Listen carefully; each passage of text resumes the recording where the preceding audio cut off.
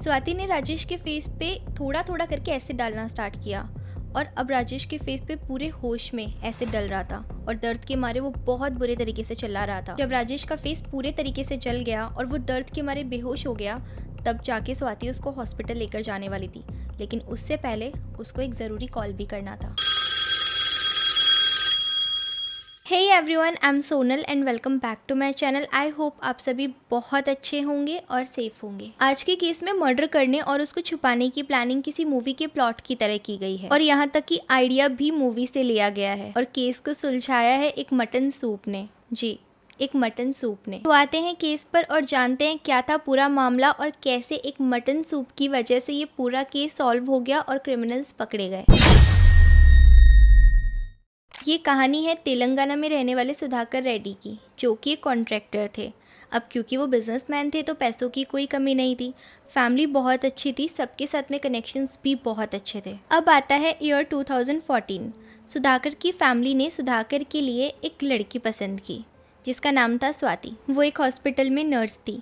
अब जब सुधाकर और स्वाति दोनों को मिलवाया गया तो सुधाकर को भी स्वाति बहुत पसंद आई और स्वाति ने भी सुधाकर को पसंद कर लिया और उसके बाद में दोनों की शादी हो जाती है। अब क्योंकि सुधाकर फाइनेंशियली स्ट्रांग था तो जो स्वाति को चाहिए होता था वो सब कुछ वो उसको प्रोवाइड करवाता था एंड उसे यहाँ एक बहुत अच्छी लाइफस्टाइल मिल रही थी। स्वाति और सुधाकर के 2 बच्चे भी हुए, एक बेटा दर्शित और एक बेटी हर्षिता। 2 बच्चे होने के बाद स्वाति को बैक पेन स्टार्ट हो गया। अब शुरुआत में वो दर्द कम था तो स्वाति घर पर ही उससे डील कर लेती थी, लेकिन टाइम के साथ साथ में बैक पेन भी बढ़ने लगा और जब स्वाति दर्द सहन नहीं कर पा रही थी तो वो सुधाकर के पास में गई और उसको अपने दर्द के बारे में बताया। सुधाकर तुरंत स्वाति को लेके हॉस्पिटल गया और वहाँ पे जब उसका चेकअप हुआ तो डॉक्टर ने एक फिजियोथेरेपिस्ट सजेस्ट किया। सुधाकर स्वाति को लेकर उस राजेश नाम के फिजियोथेरेपिस्ट के पास में गया और वहीं स्वाति के सेशन स्टार्ट होने लगे। अब लगातार सेशंस के बाद में स्वाति को दर्द में कुछ कमी लग रही थी।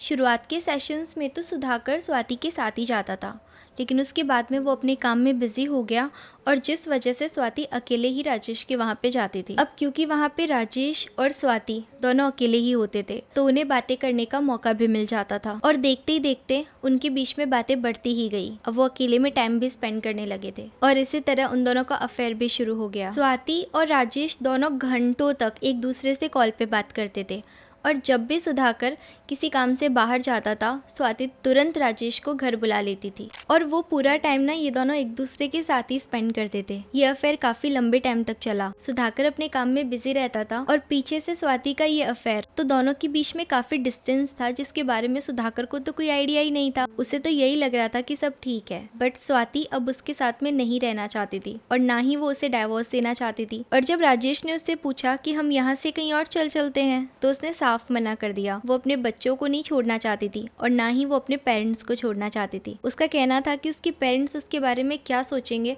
और बच्चे भी अभी बहुत छोटे हैं।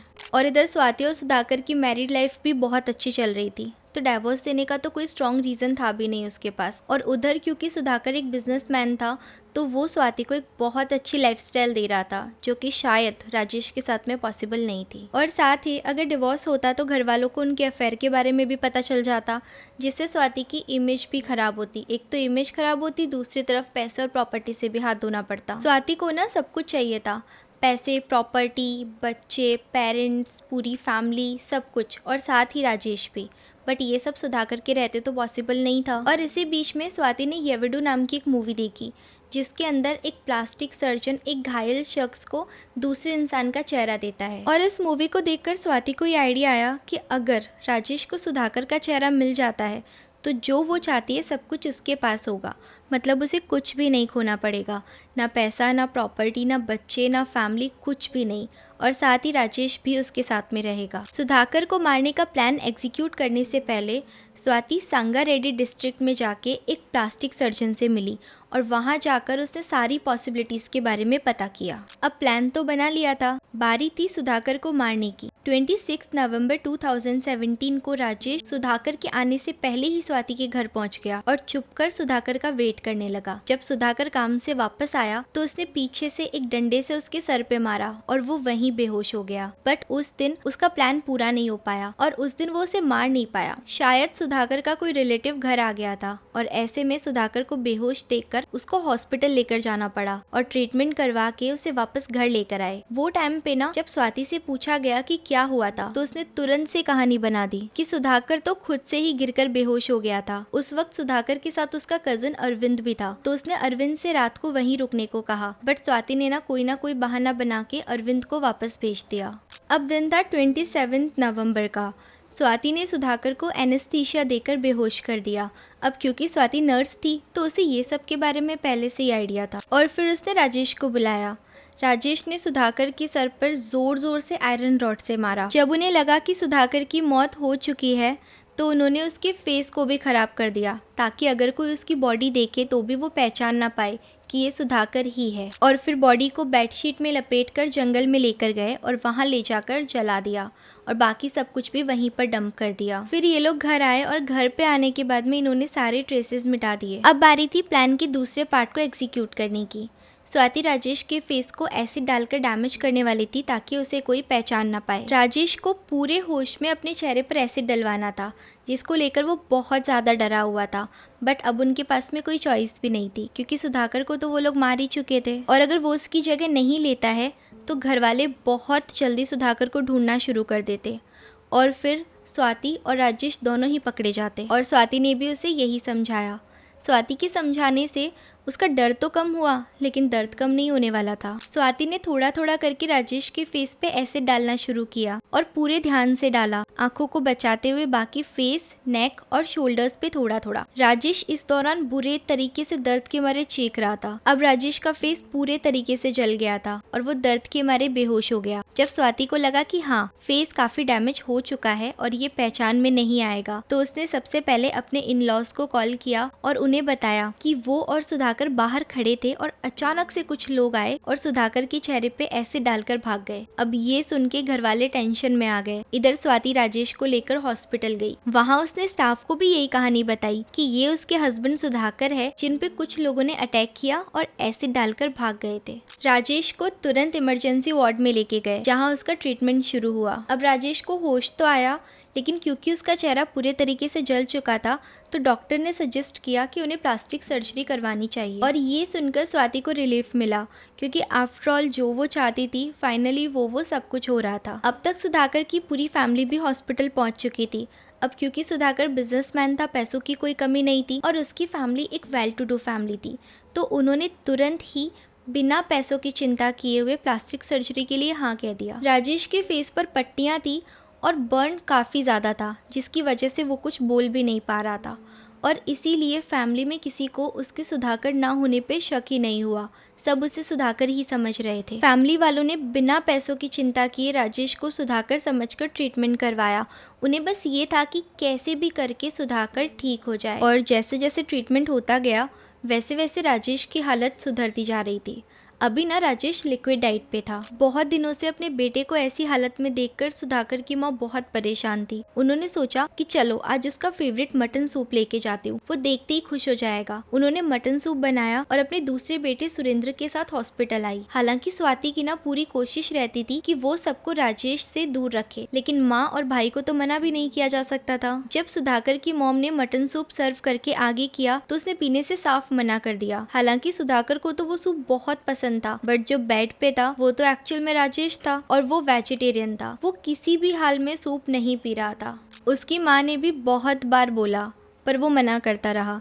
इधर उसके भाई सुरेंद्र ने भी कहा कि तुम्हें तो ये सूप बहुत ज़्यादा पसंद था, जब तुम्हारा पेट भरा भी होता था तब भी तुम मना नहीं करते थे, तो फिर आज तुम मना क्यों कर रहे हो। लेकिन राजेश ना यहाँ अपनी बात पे अड़ा हुआ रहा कि उसे नहीं पीना है, उसे बिल्कुल भी नहीं पीना है। और ये देखकर स्वाति ने भी उनसे यही कहा कि अभी इनकी कंडीशन ठीक नहीं है, शायद मन नहीं होगा, तो प्लीज आप इन्हें फोर्स मत करो। इतने दिन से हॉस्पिटल में रहकर वहाँ का खाना खा के इंसान बोर तो हो ही जाता है, और ऐसे टाइम पे अगर उसे अपना फेवरेट कुछ खाने को मिले ना तो वो बहुत खुशी होता है। लेकिन यहाँ ऐसा नहीं हुआ। उधर सुरेंद्र को नर्स से पता चलता है कि राजेश ने स्ट्रिक्टली नॉनवेज के लिए मना कर रखा है और ये भी बोला है कि वो वेजिटेरियन है। अब ये बात सुन के सुरेंद्र को शक हुआ, बट उसने कुछ नहीं कहा। वो क्लोजली अपने भाई को ऑब्जर्व करने लगा। उसके बैठने का तरीका, पर्सनालिटी, सब में सुरेंद्र को चेंजेस दिखने लगे। जब हॉस्पिटल में सुधाकर से मिलने उसके रिलेटिव्स या फ्रेंड्स आते तो राजेश उनसे ऐसे मिलता जैसे पहली बार मिल रहा हो। उसके बिहेवियर से लगता जैसे वो उनको जानता भी नहीं है, और जब वो लोग उससे कुछ पूछते तो राजेश ऐसे प्रिटेंड करता जैसे वो बोल ही नहीं पा रहा, उसे प्रॉब्लम हो रही है, और वो साइन लैंग्वेज का यूज करने लगता। कभी अपनी पाम पे कुछ लिखने लगता, और कभी कभी तो वो ऐसे भी दिखाता कि उसकी तबीयत खराब हो रही है, ताकि जो उससे मिलने आया है वो जल्दी से जल्दी वहाँ से चले जाए।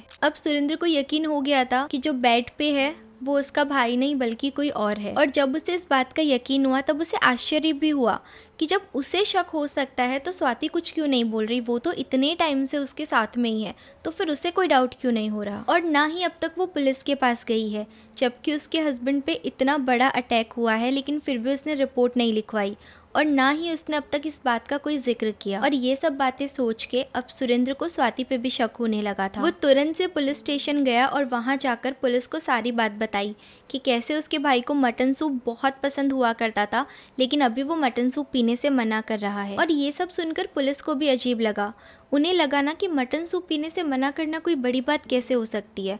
हो सकता है कि उसका मन नहीं हो, सिर्फ इतनी सी बात की वजह से वो रिपोर्ट कैसे लिख सकते हैं, वो किसी को अरेस्ट कैसे कर सकते हैं। तब जाकर सुरेंद्र ने उन्हें ये बताया कि उसे ऐसा लगता है कि जो हॉस्पिटल में बेड पर है वो उसका भाई नहीं बल्कि कोई और है। और ये कहकर उसने सारी बात पुलिस को बताई कि कैसे उसकी पर्सनैलिटी अलग है, वो वेजिटेरियन है, और साथ ही वो रिलेटिव्स को भी नहीं पहचान रहा है। वो उसे बिल्कुल भी उसके भाई की तरह नहीं लगता है, और अगर वो कोई और है तो उसका भाई कहाँ है। हो ना हो सुधाकर के साथ में कुछ तो बुरा जरूर हुआ है। और इसी के साथ सुरेंद्र ने स्वाति पे भी अपने शक को बताया कि किस तरीके से वो पूरे टाइम हॉस्पिटल में है, लेकिन फिर भी एक बार भी उसे सुधाकर ना होने पे शक नहीं हुआ, और ना ही अपने हस्बैंड पे हुए एसिड अटैक का उसने कोई जिक्र किया, और ना ही पुलिस कंप्लेन लिखवाई। तब पुलिस ने डिसाइड किया कि वो स्वाति को कुछ नहीं बताएंगे और उसे भी इन्वेस्टिगेट करेंगे। अब पुलिस ने ना यहाँ किसी बहाने से राजेश के फिंगरप्रिंट लिए और चेक करने के लिए भेजा। जब सुधाकर के आधार कार्ड के फिंगरप्रिंट से मैच करने की कोशिश की तो वो मैच ही नहीं हुआ, और रिजल्ट आने के बाद पुलिस को यकीन हो गया था कि ये सुधाकर नहीं है बल्कि कोई और है। असली सुधाकर का तो कोई अता पता ही नहीं था। ये देखकर पहले पुलिस ने स्वाति को इंटेरोगेट किया। स्वाति की बातों में बहुत से लूप होल्स थे, और अब जैसे जैसे शक गहरा होता गया पुलिस और भी स्ट्रिक्ट होती गई। अब क्योंकि स्वाति कोई प्रोफेशनल क्रिमिनल तो थी नहीं, तो वो जल्दी ही घबरा गई और रोने लगी। उसने देखा कि अब तो वो पकड़ी जा चुकी है, तो उसने कन्फेस कर लिया। उसने सब बताया कि कैसे उन लोगों ने सुधाकर को मारा और फॉरेस्ट में ले जाके उसकी बॉडी को डंप किया।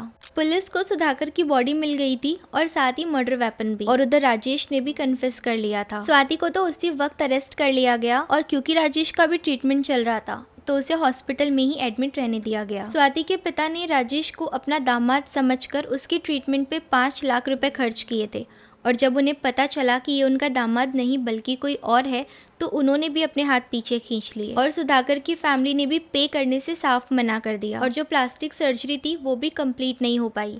अब स्वाति जैसा चाहती थी वैसा कुछ भी नहीं हुआ। ये एक परफेक्टली प्लान्ड मर्डर था, और अगर राजेश नॉन वेजिटेरियन होता तो शायद उस वक्त वो फैमिली की नजर में आता ही नहीं, और या फिर अगर वो सूप उस दिन पी लेता तो वो दोनों बच सकते थे। बट अभी वो एक मटन सूप की वजह से पकड़े जा चुके हैं और दोनों जेल में हैं। स्वाति के पास ना अब हस्बैंड है, ना उसके बच्चे, ना उसकी फैमिली, ना पैसा, और अब तो उसके पास में राजेश भी नहीं है, और उधर राजेश के पास में भी लास्ट में कुछ नहीं बचा। सुधाकर बनने के चक्कर में उसने अपना चेहरा तक खो दिया। तो ये थी मटन सूप केस की कहानी। आपको वीडियो कैसी लगी कमेंट सेक्शन में ज़रूर बताना, और अगर आप चाहते हैं कि मैं कोई केस यहाँ पे कवर करूँ तो वो भी आप कमेंट सेक्शन में ड्रॉप कर सकते हैं।